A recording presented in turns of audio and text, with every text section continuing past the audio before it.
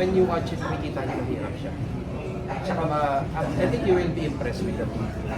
Paano sila nila? Kaya pagalitan ko. Hindi, there's a process eh. Yun nga, yung nag-immersion sila, isang linggo silang nagtrabaho sa grocery at saka sa restaurant. Dito.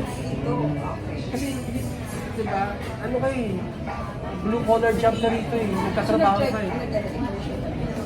Si LA, sa Guadalupe, sa Comembo, may kaibigan ako may canteen doon.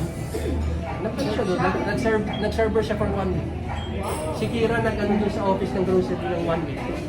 After that, Alam nila na artista sila. oo, sinabi ko doon sa may-ari na i-immerse ko yung artista ko kung pwede. So, pinayagan sila. May sweldo pa rin sila. Ganun. Wala na. Pero yun, nag-immerse sila 1 week. Tapos sabi ko mag-MRT kayo papasok. Huwag kayo mag-concert. So, nakamas sila, nag-MRT sila papasok doon for 1 week. Wala nga nakapansin sa kanila din. Hindi ko alam. Pero yun ang point ko. Sabi ko, dahil magkasama kayo, pumunta kayo doon, mag-MRT kayo, mag-jeep kayo.